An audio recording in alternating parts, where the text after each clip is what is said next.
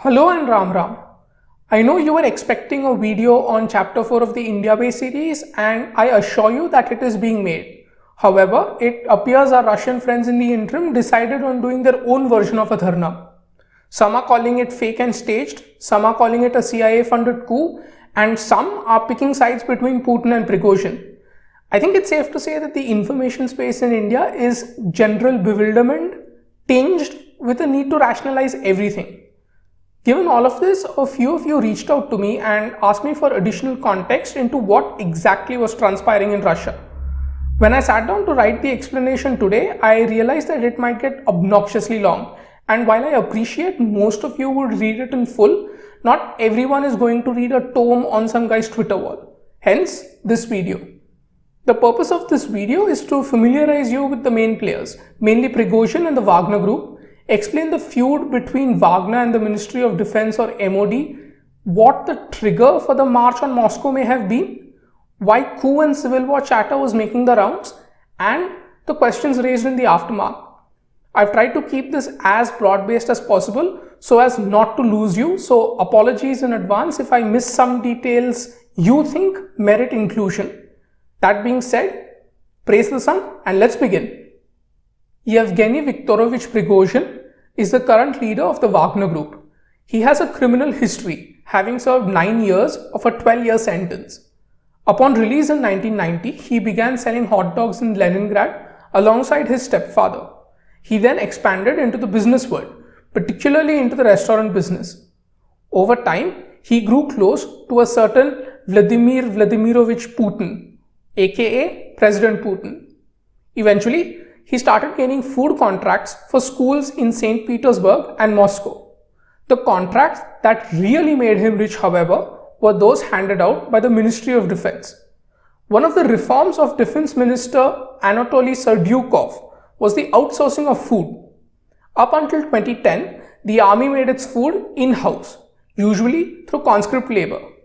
Under the reforms, this started to be outsourced to private catering companies. By 2012, Prigozhin and his businesses were supplying 90% of all such food orders. Value of the deal? 92 billion rubles, over $1 billion. These contracts would end after Serdyukov was fired and a new defense minister was appointed, a man by the name of Sergei Shoigu. Somewhere around 2013 to 2014, the Wagner group is born. Comprised of veterans from Russia's military, the group was initially raised to do the Kremlin's dirty work in the hybrid war they were waging in Ukraine, particularly in Crimea and the Donbass.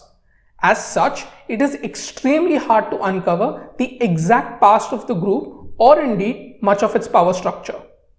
What we do know, however, is that a man named Dmitry Utkin played an important role in the creation of what we now know as the Wagner group. Born in 1970, he was a career officer having served in both Chechen wars. After the military phase of the Second War began fizzling out, he served as the commander of the GRU's 2nd Spetsnaz Brigade for 10 years. When he retired from the Russian military remains unclear. It is assumed that the name Wagner Group comes from his call sign, Wagner. It's suspected that this is due to his fascination with the history of the Third Reich. He continues to play an important role in Wagner operations. While the exact role of Prigozhin in all this remains unclear, ranging from logistics provider to actual founder, there exists evidence that shows the Wagner Group was anything but just another Blackwater or executive outcomes, companies you traditionally associate with the PMC or private military company moniker. From the beginning, they have had an extremely close relationship with the intelligence apparatus of Russia, especially the GRU.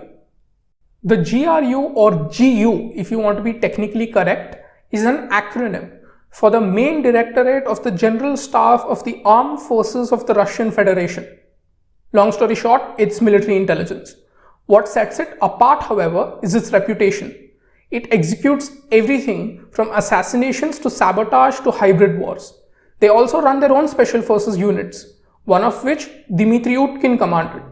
What also separates them from other intel agencies is their subordination to the Russian military command, the Minister of Defense and Chief of General Staff. In 2015, Wagner received a permanent training base at a top-secret GRU facility near the village of Molkino. That same village also houses the GRU's 10th Independent Spetsnaz Brigade. Leaked intercepts from the hybrid war in Ukraine show Utkin reporting to a senior GRU officer named Oleg Ivannikov and taking instructions from Major General Yevgeny Nikiforov, the then Chief of Staff of the 58th Western Army. Apologies if I'm butchering the Russian names. When Wagner deployed to Syria, it was under GRU and FSB supervision. It is pretty clear that pre-invasion of Ukraine, Wagner Group acted more as a shadow arm of the Kremlin, one that could be used under cover of plausible deniability, given the murky legal status of Wagner not existing on paper. When the 2022 invasion of Ukraine began and it all started going south in a hurry for the Kremlin, Wagner were called in and became an overt part of Moscow's war machine. Famous for actions in Popasna and Bakhmut, they have achieved notoriety for the use of units made up of prisoners, brutal executions using sledgehammers, and videos where Prigozhin and other members of the unit openly cuss out Russian army commanders, the Minister of Defense and Chief of the General Staff. Ukraine is also where Wagner has become more autonomous as an entity, growing in size, power and influence. They have developed into a power center in their own right, rather than being just another shadowy organization with ties to Russian intelligence. Defense Minister Sergei Shoigu has a long history that would take forever to explain. What is important to know about him is that he always finds himself on the winning side of a political tussle. He rose from Minister of Emergency Situations in the Yeltsin years, where he formed a relationship with Vladimir Putin, to becoming the governor of Moscow Oblast, before eventually becoming Minister of Defense in a political power game that saw the previous minister, Serdyukov, sacked. Chief of the General Staff, Valery Vasilievich Gerasimov, likewise has quite a history that would take a long time to explain. A career officer, he served as the commander of the 58th Army in the North Caucasus military district during the Second Chechen War.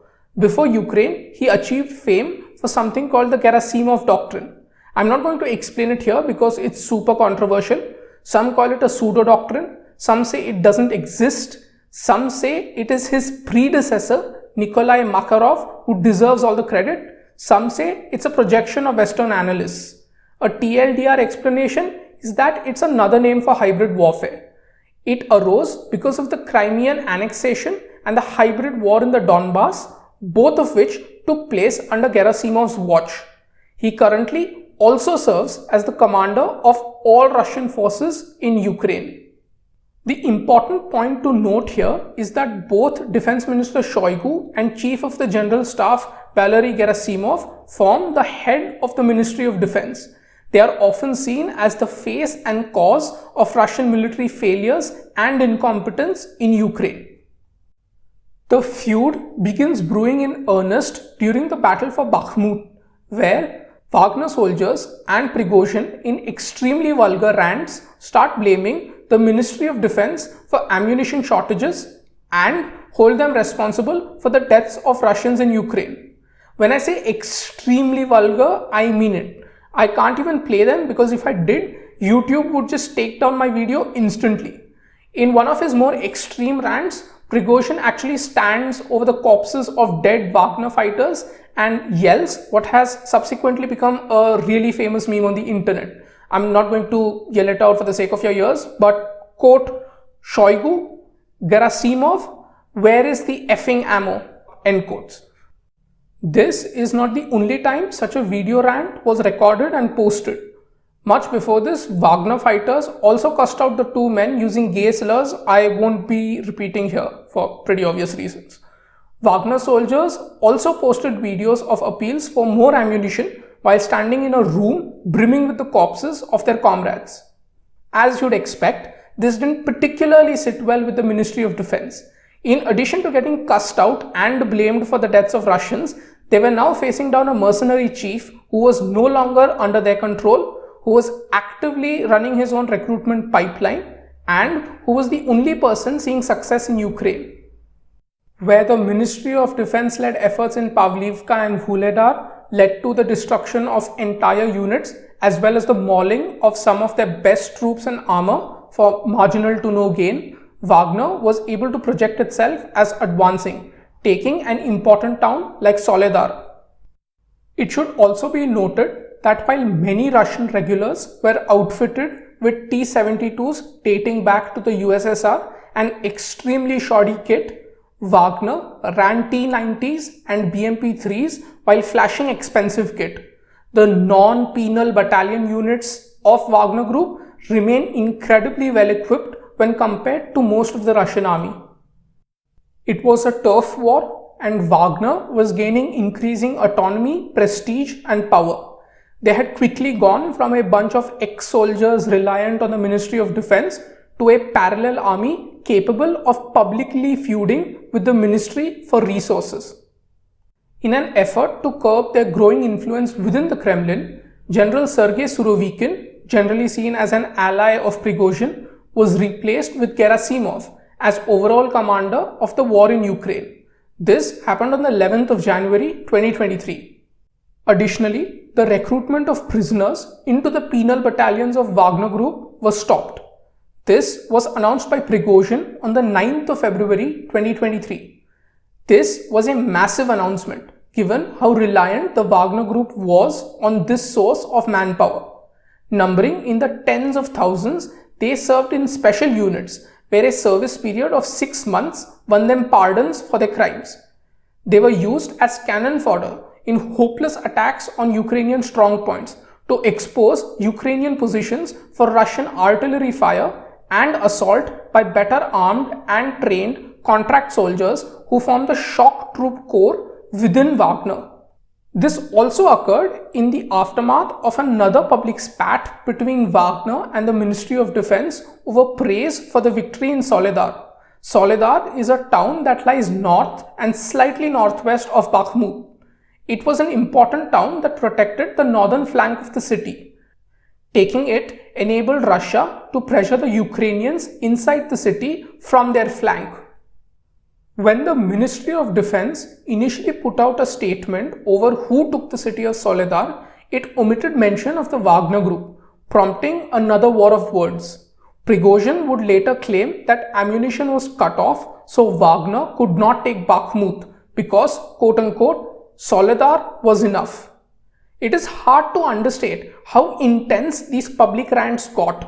On May 5, hours after his infamous quote-unquote "where is the effing ammo" video, he released another one, threatening to pull out of Bakhmut if his demands for more ammunition weren't met by May 10. Remember, this is a public feud between the head of a pseudo-PMC and the Ministry of Defense in the middle of an all-out war. Even more disturbingly, in the aftermath of Russia losing ground on the flanks of Bakhmut in a counter-attack by the Ukrainians, Wagner kidnapped Lieutenant Colonel Roman Venevitin, the commander of Russia's 72nd Brigade, the brigade that was manning positions on one of the flanks. He appeared on a video to make a forced confession after being roughed up. Just to make this crystal clear, Wagner kidnapped the commander of a Russian brigade, tortured him and extracted a forced confession from him on video camera.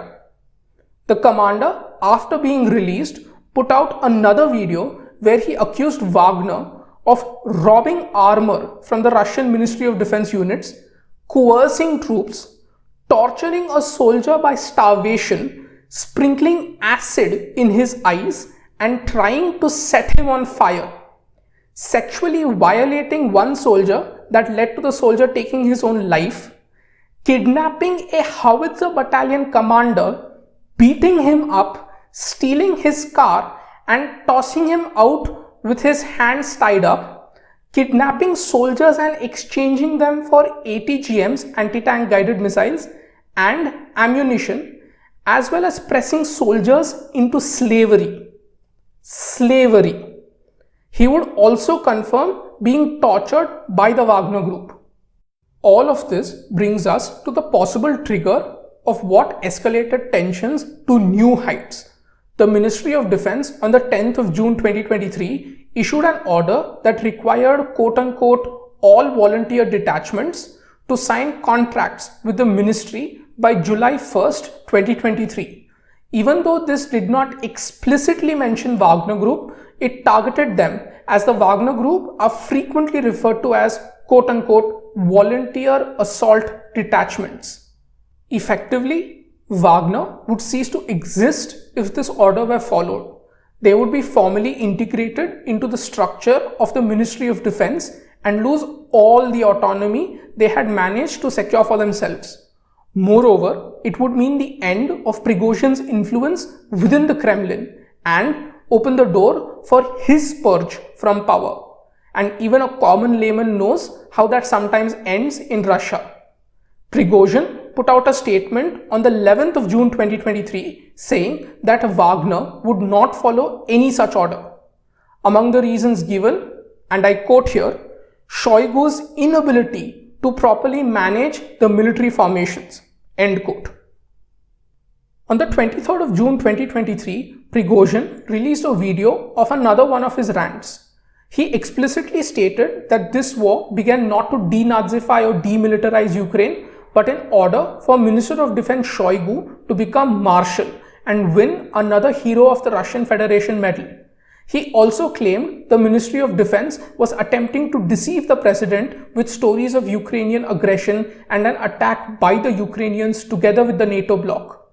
He also claimed that the LDNR, the breakaway separatist states in the Donbass, were being plundered by parts of the president's administration, the FSB, and the oligarchs.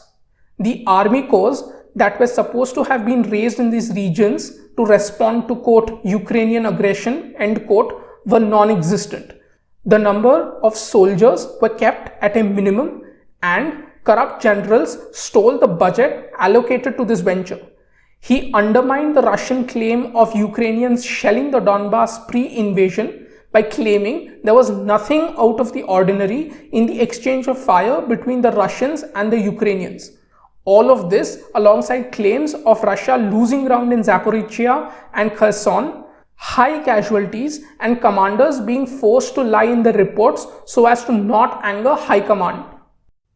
To say this was explosive would be an understatement. What he said undermined not just Putin, but the very basis upon which Russia claimed to be fighting against Ukraine and the very justification for invading the country. This brings us to the events that we saw over the course of June 23-24, 2023. Prigozhin claimed that the Minister of Defense had ordered attacks on the rear camps of Wagner and killed his men. He vowed revenge. And thus began the march into Rostov and Voronezh, the FSB pressing charges on Prigozhin, tanks turning on ministry buildings, the seizure of the Southern Military District headquarters in Rostov-on-Don by Wagner forces, the surrender of some Russian troops to Wagner at a border crossing, Prigozhin wanting the Minister of Defense and Chief of the General Staff handed over to him, Putin's speech promising retaliation, the bombing of Wagner forces on the M4 highway, the claims that army units were siding with Wagner, the shooting down of 6 to 7 helicopters and an aircraft with the possible loss of their crews, the long convoy snaking its way rapidly to Moscow, all before the anticlimactic finale that saw the march on Moscow stopped by a deal brokered by President Alexander Lukashenko of Belarus. Details are still emerging, but per the information available at the making of this video, Dmitry Peskov, the press secretary for the Russian president, states that the charges against Prigozhin of rebellion will be dropped, Prigozhin will be moved to Belarus, those fighters who did not take part in the uprising will sign contracts with the Ministry of Defense, those who did take part will face no action, the fighters will return to their camps. On change, when it comes to the Minister of Defense and Chief of the General Staff position, Peskov said, quote, "These matters are the sole prerogative and within the competence of the Supreme Commander-in-Chief in accordance with the Constitution of the Russian Federation. Therefore, it is unlikely that these topics could have been discussed in the course of the above-mentioned contacts." End quote. All in all, it appears to be a short-term patch-up, given the uncertainty of Wagner's continuation as an autonomous entity or as part of the Ministry of Defense. In summary, a power game between the chief of a pseudo-mercenary force and the Ministry of Defense escalated into a mutiny, which then spiraled into the territory of a coup and even civil war. All of this while the war in Ukraine was ongoing. When one looks at the outcome, it is understandable why certain sections are quick to dismiss this as staged, or that a coup or civil war was little more than the claims of excitable individuals. In reality, it was a developing situation that rapidly began spiraling out of control. Wagner had brought with them everything from tanks to Panzer air defense systems. They got bombed by the Russian Air Force and even shot down multiple helicopters and an aircraft. Highways were being dug up to prevent a rapid advance. The Kadyrovtsi, Chechens loyal to Kadyrov, had been mobilized to protect Moscow. Raids had been conducted on Prigozhin's residence. The FSB had effectively charged him with armed rebellion. The president of the Russian Federation had, on television, promised punishment for what he called a betrayal and a military rebellion, going so far as to invoke the events of 1917. Just for context, in terms of single-day losses, Wagner did more damage to the Russian Air Force than the Ukrainians, despite Ukraine being in the middle of waging a literal counter-offensive when this march on Moscow occurred.